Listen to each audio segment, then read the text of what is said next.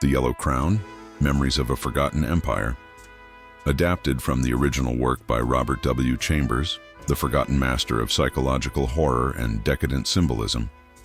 Father of the King in Yellow and architect of madness hidden between pages. His stories whispered across time, warping reality, leaving behind a trail of fragile minds and shattered truths. If you fear the creeping dread of lost identity, the subtle rot of sanity, and the awful idea that reality itself may be just a well-dressed illusion, then turn back now. Because once you hear the Yellow King's name, he has already seen you. I was crowned on a Thursday. There was no parade, no coronation, no witnesses, only the mirror. It was cracked in one corner, stained yellow from the damp rot of my walls. But there I was, draped in a robe I didn't own, wearing a crown only I could see. Gold, tarnished, ancient. It fit perfectly. They told me I had no claim, that the empire had never existed, that the book was fiction, that Mr. Wilde was dead, and that I should rest. But I remember everything. I remember the black tower above Washington Square. I remember the yellow sigil carved into the manhole covers. I remember the chambers, the secret tribunal beneath City Hall. And I remember my rightful seat. They think this is madness. But madness is forgetting the script we were born into. Mine was just hidden. The city outside is all shadows and dripping neon. Glass towers rise like tombstones. People walk with heads low, avoiding reflections. They say reality cracked years ago, but no one dares to admit it. Everyone's just waiting. I live above a butcher shop that only sells organs. They call them reputation cuts. You buy someone's shame, you eat it to erase them. Downstairs, a man in a gas mask sharpens blades all night. Sometimes he looks up and mouths the words. He sees you. Mr. Wilde lives 2 doors down. Yes, he's alive. Don't listen to the reports. He limps now, one leg twisted like a crow's perch. His fingers are like surgical tools, long and silver. He repairs reputations. He removes obstacles. He whispers through the vents at night, advising me. You are the king, he tells me. The others have forgotten, but the book remembers. I keep the book in a locked drawer, wrapped in oilcloth. I've only read the second act once. The rest I've memorized. Its words are not ink. They are keys. Last week, I visited Casilda. She was one of the first. She wore yellow gloves now, to hide the burns. She greeted me without looking at my face. They say you lost everything, she said, pouring tea. I nodded. But you still remember the palace? I nodded again. She poured honey into the tea.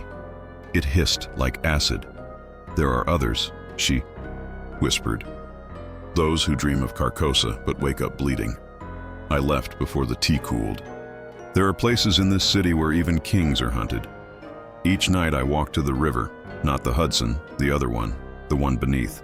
You won't find it on a map, but it's there, running yellow and slow like syrup. It smells of old books and dying empires. I go there to listen. Sometimes the wind carries voices, old ones. Voices that knew me before this skin. Voices that wrote the script. I kneel at the edge and I whisper, is the mask ready? No one answers, but I always return with a clearer vision. They came for Mr. Wilde last night. 3 men in gray coats, with stitched mouths and mirrored eyes. They entered through the floorboards, not the door. I watched from the ceiling. I sometimes sleep there now. They dragged Wilde across the linoleum like a sack of meat. He didn't fight, just looked at me and mouthed, all kings are tested. Haven't seen him since, but the room still smells like silver. Today I received a letter with no stamp. The seal was wax, yellow, broken in 2. Inside, a single phrase, handwritten in trembling black ink. Have you seen the lake? My fingers trembled. Yes. Yes. I have. They think the lake is metaphor. Fools. The lake exists. I saw it once from a rooftop when the rain bent sideways and the lights went out. There, beyond the skyscrapers, was the shore, and beyond the shore, towers that screamed light through the clouds, spiral palaces, Carcosa. I am preparing my return. I shaved my head this morning, polished the crown. I've drawn the yellow sign beneath the wallpaper, painted over it in blood and varnish. They'll never see it coming. I've been speaking in the old tongue. Neighbors complain about the sounds. Let them. Their ears are unworthy. The throne is waiting. Tonight, I will meet Hildred. He is me, or he was, or he will be. We share the same voice, the same birthmark, the same scar behind the left eye.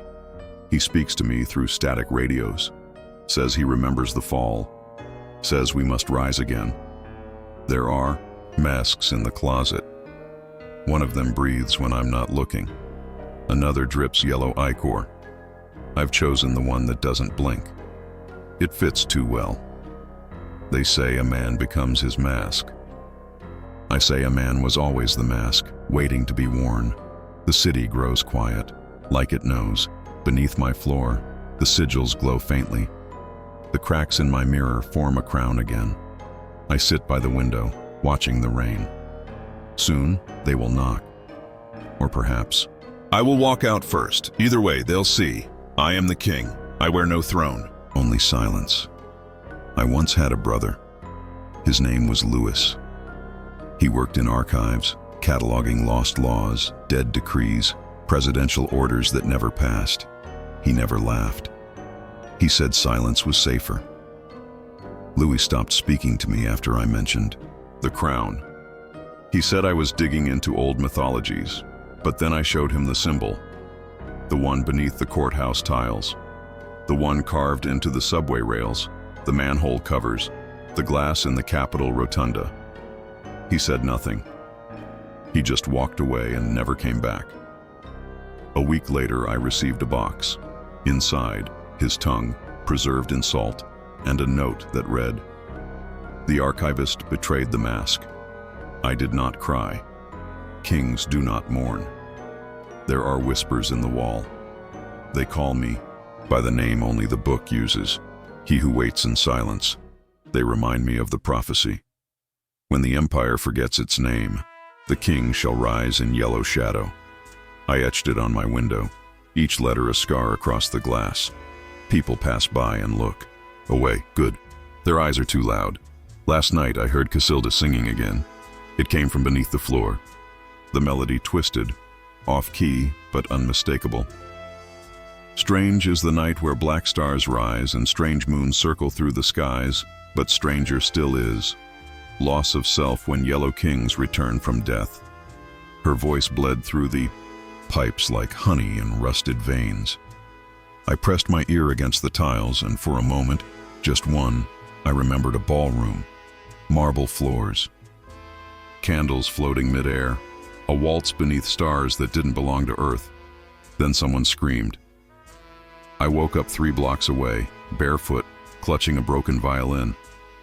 They placed cameras on my street this morning, gray boxes with blinking red dots. Know what they're for. They're not watching the people. They're watching the cracks. Reality is splitting. I saw it near the station. A man stepped into a shadow and didn't come out. Another vomited pages from a book that no one could read. A third kept blinking in and out of view, like poor animation. This is not decay. It is revelation. Carcosa is surfacing. I went to the library, looking for the second volume. The librarian wore a yellow armband. She didn't speak, only pointed to a shelf marked Lost Works. There it was, not the full book, just one page. It pulsed. I read it, just once. The letters moved like worms burrowing into my retinas. When I blinked, I saw a throne built of mirrors and a crown of bone and light. I put the page back and whispered, "It is time." The librarian nodded, blood dripping from her ears. I see the signs now. They glow on elevator doors. They flicker in broken crosswalk lights. They hum in the buzz of the city's electric grid. He is waking. He has no face, just a presence. You don't see him. You feel him, in the silence between words, in the dread before sleep. I prepared the apartment for the ascension, burned my name from the mailbox, painted the mirrors black, placed 7 coins beneath the carpet. I wrote my last testament on the walls in soot and nail marks. It reads, "Do not believe the doctors. Do not follow the sirens. Do not read Act 2. I am not insane. I am remembering." They came again last night. Not men, things, in suits that shimmered wrong, faces flickering between actors and bones. They didn't knock. They stood in the hallway, whispering my life in reverse. I closed my eyes. When I opened them, one was inside my room. He handed me a small velvet box. Inside, a yellow ring, humming, softly. No words were exchanged, but I understood. The mirror no longer reflects me. It shows a room I don't live in. A throne, empty. Behind it, a window to a black sky with 3 moons. Each time I look longer, I see someone sitting there. A shape, forming, wearing a mask. My voice echoes from its mouth. Not words. A laugh. I am almost ready. The signs have aligned. The book bleeds in its drawer. The lake has whispered my name 3 times in rain. I stand now at the edge of the rooftop. Beneath, the city sleeps. Above, the sky curls inward like burnt paper. The signal is near. I will jump, not to fall, to rise. It's happening. The walls are folding inward like paper masks. My ceiling melts into sky. Voices speak through the light fixtures. The yellow sign pulses beneath my feet. I feel it in my spine. Not pain, alignment. Like my bones are snapping into place for the first time. The city no longer resists. Billboards. Now flash verses from the book. Radio hosts repeat words they do not understand. Children draw the yellow crown in chalk, unprompted. And the birds, they have vanished, all but one. It sits on my windowsill now, headless, still singing. I wear the mask, not over my face, through it. My skin is now the disguise. Behind it, I'm radiant, burning, broken open like a hive. Mr. Wilde watches from behind the mirror. His wounds are fresh. His silver claws twitch. He nods. Now, you may enter. I step through the mirror. There is no glass, only a threshold. The air is honey thick and smells of paper rot. I am no longer in my apartment, or perhaps the city has followed me. Skyscrapers bend like reeds. Streets curl into spirals. People walk backward, mouths sewn shut with gold thread. Above, me, the twin moons scream in harmony. The throne awaits. It is not on a stage. It is within a library of bone. Shelves stacked with memories.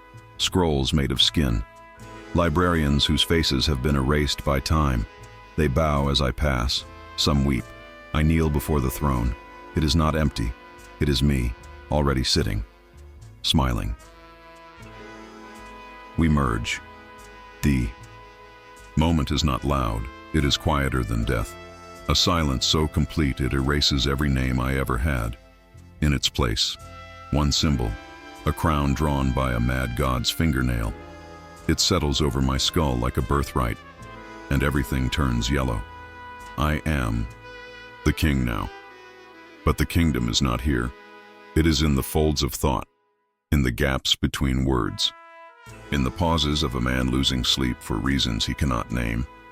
You will hear my voice when the rain moves sideways, when a book falls open to a page you never turned, when your reflection blinks after you've stopped. You think this is fiction. You hope it is fiction, but the book is already in your hands. You have heard the name. You cannot unsee the sign. You cannot close the door. Welcome to Carcosa. Long live the king.